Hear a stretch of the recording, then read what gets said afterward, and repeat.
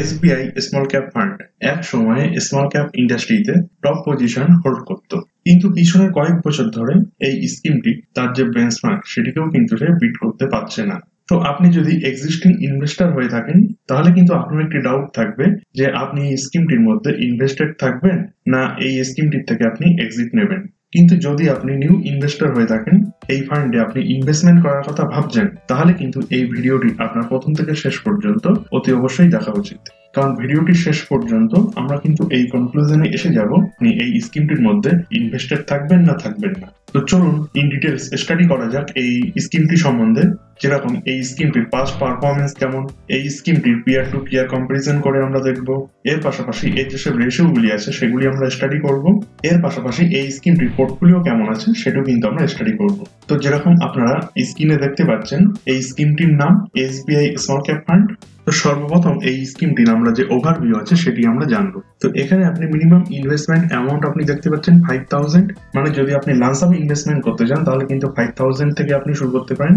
Minimum SIP amount 500, মানে যদি আপনি এসআইপি শুরু করতে চান তাহলে কিন্তু 500 টাকা থেকেই আপনি শুরু করতে পারেন। এক্সিট লোড, মানে একটি সার্টেন টাইমের আগে, মানে 365 দিনের আগে আপনার যে ইনভেস্টমেন্টটা থাকবে সেটি যদি আপনি উইথড্র করেন সেক্ষেত্রে কিন্তু পেনাল্টি স্বরূপ আপনার কাছ থেকে 1% হারে এক্সিট লোড নেওয়া হবে। এসআইপির ক্ষেত্রে কিন্তু একই ক্রাইটেরিয়া প্রযোজ্য, মানে আপনি লাস্ট যে এসআইপিটা করেছেন সেই এসআইপিটারও কিন্তু 365 দিন হওয়া চাই। লকিং পিরিয়ড, এখানে কিন্তু কোনো রকমের লকিং পিরিয়ড নেই, মানে যখন আপনার মন চায় আপনি কিন্তু এখানে ইনভেস্টমেন্ট করতে পারেন, আবার যখন মন চায় আপনি কিন্তু এখান থেকে ইনভেস্টমেন্টটা উইথড্র করতে পারেন। রিটার্ন সিন্স লঞ্চ, মানে মার্কেটে যখন এই ফান্ডটি লঞ্চ করেছে সেখান থেকে আজ পর্যন্ত 24%-এর উপরে এদের সিএজিআর আছে। তো এটি যেহেতু একটু অনেক পুরনো স্কিম সেই জন্য এদের সিএজিআরটা কিন্তু ভালো। কিন্তু এখন যদি এদের যে বায়োডাটা সেটা যদি আপনি দেখেন সেক্ষেত্রে দেখতে পাচ্ছেন বেঞ্চমার্কেও টক্কর দেওয়ার জন্য কিন্তু স্ট্রাগল করছে, মানে এখন কিন্তু এদের পারফরমেন্স এরকম পজিশনে এসছে। তো এটি আমরা সামনে ডিসকাস করব। বেঞ্চমার্ক দেখতে পাচ্ছেন বিএসসি 250 স্মল ক্যাপ টিআরআই, মানে আপনি যদি পার্টিকুলার স্কিমটি ভালো পারফরমেন্স করছে না খারাপ পারফরমেন্স করছে সেটি যদি আপনি জাজ করতে চান সেটি কিন্তু আপনার এই বিএসসি 250 যে স্মল ক্যাপ সেই অনুযায়ী কিন্তু আপনার করতে হবে, যেটি আমরা ভিডিওটির সামনে আলোচনা করব। রিস্কোমিটার, তো রিস্কোমিটার দেখতে পাচ্ছেন এখানে ভেরি হাই রিস্ক, মানে এটি যেহেতু একটি ইকুইটি স্কিম এবং অবভিয়াসলি এটি একটি স্মল ক্যাপ স্কিম সেই জন্য এখানে কিন্তু ভেরি হাই রিস্ক থেকেই থাকবে। অ্যাসেট আন্ডার ম্যানেজমেন্ট সেটাও কিন্তু খুবই ভালো, দেখতে পাচ্ছেন 34,000 করোড়ের উপরে এদের কিন্তু অ্যাসেট আছে এই মুহূর্তে। তো এক্সপেন্স রেশিওর ক্ষেত্রে আমরা দেখবো 0.75%। তো এটি কিন্তু এই ক্যাটাগরির মধ্যে আমাদের একটু বেশি মনে হচ্ছে, কারণ অনেক এক্সপেন্স রেশিওই আমরা দেখেছি স্মল ক্যাপ ক্যাটাগরির মধ্যে, সেক্ষেত্রে পার্টিকুলার এই স্কিমটির একটু এক্সপেন্স রেশিও হাই বলেই আমাদের মনে হচ্ছে। তো টার্নওভার রেশিও, তো টার্নওভার রেশিও দেখতে পাচ্ছেন অনেকটাই কম, শুধুমাত্র 17%। আমাদের যতটা সম্ভব দেখা, আমাদের যে ফান্ডগুলো রিভিউ করি সেক্ষেত্রে পার্টিকুলার এই স্কিমটি কিন্তু টার্নওভার রেশিও অনেকটাই কম, মানে এটি কিন্তু কল্পনা করা যায় না। তো চলুন এবার আমরা পাস্ট পারফরমেন্স কেমন কি আছে সেটি আমরা দেখি। তো পাস্ট পারফরমেন্স কোনোরকম আপনাকে অ্যাসুরেন্স দিয়ে থাকবে না যে ভবিষ্যতে ফান্ডটি একই রকম ভাবে পারফরমেন্স আপনাদেরকে দেবে। এটির মারফত আপনি এটি জানতে পারবেন যে পার্টিকুলার স্কিমটি কিরকম টাইপের পারফরমেন্স করে আসছে এবং বিগত এক বছর, মানে পিছনে যে এক বছর চলে গিয়েছে সেখানেও সে কিরকম ভাবে পারফরমেন্স করেছে। তো এখানে এক বছরে যদি আপনি হিসাবে দেখতে চান তো সেখানে দেখতে পাচ্ছেন ইন্ডেক্স কিন্তু 1.53% রিটার্ন জেনারেট করেছে, কিন্তু সেই তুলনায় পার্টিকুলার স্কিমটি মাইনাস রিটার্ন জেনারেট করেছে 0.62%, মানে কোন রকম রিটার্নই কিন্তু সে দিতে পারেনি। 3 ইয়ার্স এর ক্ষেত্রে যদি দেখেন সেক্ষেত্রেও দেখতে পাচ্ছেন পার্টিকুলার এই স্কিমটি বেঞ্চমার্কের থেকে কিন্তু আন্ডার পারফরমেন্স করছে। 5 ইয়ার্স এর ক্ষেত্রে যদি দেখেন সেক্ষেত্রে কিন্তু আন্ডার পারফরমেন্স করেছে। 7 ইয়ার্স এর ক্ষেত্রে যদি দেখেন সেক্ষেত্রে দেখতে পাচ্ছেন একটু ভালো বেঞ্চমার্কের থেকে প্লাসে আছে তাদের যে রিটার্নটা সেটি, এবং 10 ইয়ার্স এর ক্ষেত্রে দেখতে পাচ্ছেন পার্টিকুলার স্কিমটি একটু ভালো পারফরমেন্স দিয়েছে বেঞ্চমার্কের থেকে। আর বাদ বাকি যেগুলো 5 ইয়ার্স 3 ইয়ার্স কিংবা 1 ইয়ার্স সব ক্ষেত্রেই কিন্তু পার্টিকুলার স্কিমটি আন্ডার পারফরমেন্স দিয়েছে আমাদেরকে। তো এবার আমরা কম্পেয়ার করবো এর যেসব পিয়ার্স আছে মার্কেটে তাদের সঙ্গে। তো সর্বপ্রথম যে কম্পিটিটর আমরা নিয়েছি সেটি আপনি দেখতে পাচ্ছেন কোয়ান্ট স্মল ক্যাপ ফান্ড। তো এটি কিন্তু small cap category one of the top most performing fund, quant small cap fund. তো এখানে কিন্তু আমরা 5 ইয়ার্স এর যে ডেটা সেটি আমরা নিয়েছি। তো এখানে কোয়ান্ট স্মল ক্যাপ ফান্ড এখানে কিন্তু আপনি পার্পল কালারে পাচ্ছেন, যে ইন্ডেক্স পয়েন্ট সেই ইন্ডেক্সের আপনি গ্রিন কালারের পাচ্ছেন এবং পার্টিকুলার স্কিমটি আপনি ব্লু কালারের পাচ্ছেন। তো এখানে আপনি দেখতে পাচ্ছেন কোয়ান্ট স্মল ক্যাপ ফান্ড কিন্তু এই দুটি ফান্ড যে ইন্ডেক্স পয়েন্ট এবং এসবিআই যে স্মল ক্যাপ ফান্ড এদের দুটি থেকে কিন্তু অনেকটা বেশি মার্জিনে আউট পারফরমেন্স করেছে, এবং যে ইন্ডেক্স পয়েন্ট আছে ইন্ডেক্সের থেকে অনেকটা বেশি মার্জিনে দেখতে পাচ্ছেন এখানে আউট পারফরমেন্স দিয়েছে।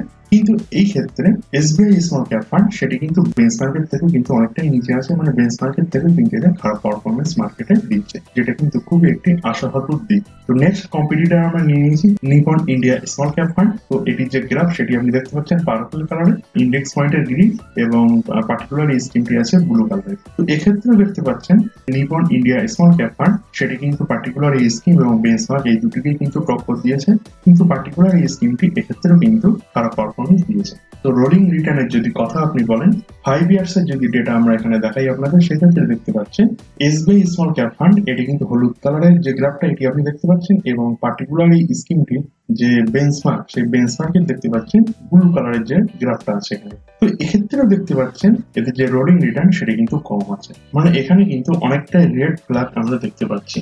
তো এবার কথা বলবো পার্টিকুলারলি এই স্কিমটির অ্যাসেট অ্যালোকেশন নিয়ে। অ্যাসেট অ্যালোকেশনের মধ্যে আপনি দেখতে পাচ্ছেন 91.79% এদের ইকুইটির মধ্যে ইনভেস্টমেন্ট আছে, এবং এই মুহূর্তে ক্যাশ হোল্ড করে আছে 8% এর উপরে। তো এক্ষেত্রে আপনার মিড ক্যাপের মধ্যে এদের 60% এর উপরে অ্যালোকেশন আপনি দেখতে পাচ্ছেন, এবং স্মল ক্যাপের মধ্যে মোটামুটি প্রায় 40% এর কাছাকাছি এদের অ্যালোকেশন আছে। এদের যে ফান্ড স্টাইল সেটিও আপনি দেখতে পাচ্ছেন, গ্রোথ কোম্পানির মধ্যে এরা ইনভেস্টমেন্ট করছে এবং মিডিয়াম টাইপ অফ কোম্পানির মধ্যে এরা এই মুহূর্তে ইনভেস্টমেন্ট করছে। নাম্বার অফ স্টকে যদি আপনি কথা বলেন, সেক্ষেত্রে দেখতে পাচ্ছেন 63টা স্টক এদের এই মুহূর্তে হোল্ডিং এ আছে। টপ 10 স্টকের মধ্যে এদের 25% এর একটু উপরে এদের অ্যালোকেশন আছে, এবং টপ 3 সেক্টরের মধ্যে 40% এর উপরে এদের অ্যালোকেশন আছে। তো টপ 10 কোম্পানির মধ্যে কারা কারা আছে সেটি যদি আপনি জানতে চান, সেটি কিন্তু আপনি এখানে দেখতেই পারেন, তাদের নামটা দেওয়া আছে, সেক্টর ওয়াইজও কিন্তু এখানে মেনশন করা আছে।